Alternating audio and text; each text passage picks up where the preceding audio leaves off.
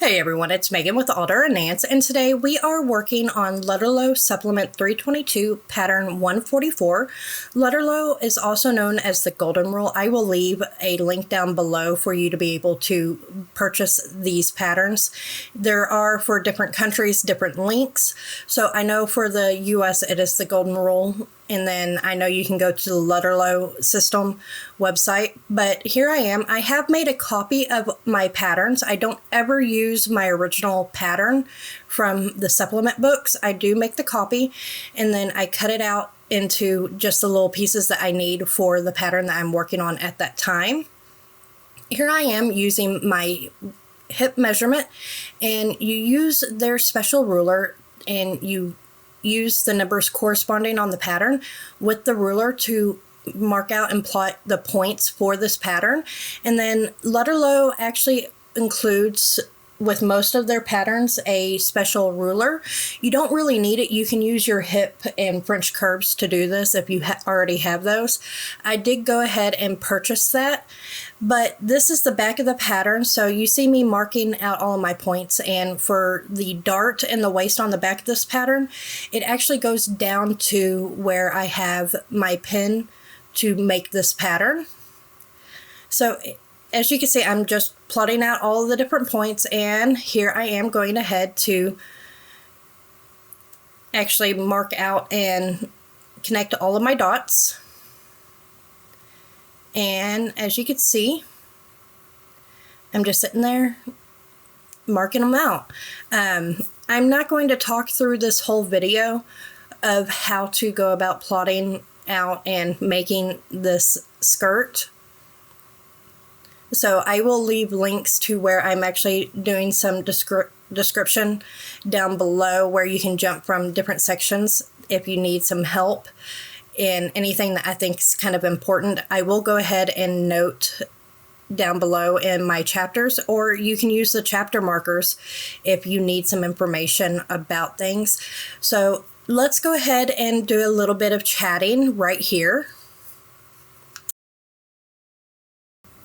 So what's been going on in the Alder and Nance household here lately is I have been trying to work on a couple of patterns. I've been cleaning house, been kind of getting ready to probably sell my home. I'm not 100% sure yet if we are going to be doing that. I have been working with a realtor for a while now, but some other things that have been going on is I got a new computer, and I did not pay for my Adobe subscription like I should have. I wanted to try and actually do a free software in order to edit my videos. I had all of it done for this video, and I was not able to get it to actually export. So I was very frustrated with that. I tried over and over, and I broke down and resubscribed to Adobe, and I should have done that anyways because I use Adobe to actually make patterns and things like that, and I want to share some of those patterns with you. I'm just not quite ready yet to actually share that with you. So hopefully here in the future, I will be able to share some of my patterns with you in the future. And I am working on getting the option to, how do I explain this? After 500 subscribers, I'm able to do the membership type things. I do want to offer that. I know I've got my coffee account that I'm planning on adding some things to. I'm also learning a lot with embroidery. But some of the things that we will be doing here in the future also will be making Skylar's next winter formal dress. I'm going to be making a duct tape dress form of her. Now, yes, she is 18, but I know she is very self-conscious of her body, so I'm not going to actually show the taping of her to make the duct tape dress form. So I'm just going to share what she allows me to share while we are in the middle of doing that process.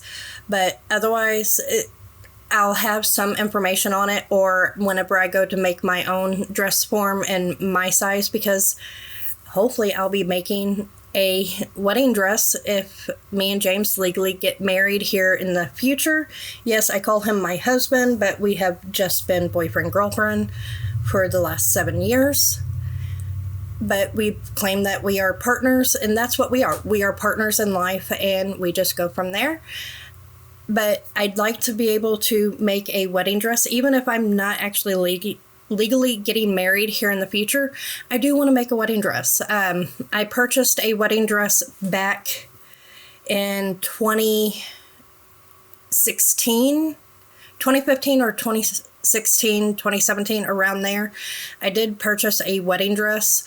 I was going to get married. That relationship fell apart really quick. And so I did actually have a wedding dress already for that time. Skylar used it 1 year for a Halloween costume, and she absolutely loved it. It was gorgeous on her. She went as the corpse bride, so I actually trashed that dress. I mean, spray paint, everything. It was so much fun. But I do want to make a new dress that is more my style now. But let's go ahead and add some music. I know a lot of y'all hate whenever I add music to my videos. I'm sorry. I actually do enjoy a little bit of music. I will have it kind of like classical music in my videos from now on. So let me go ahead and toss in some music here, and I will see you in the next part.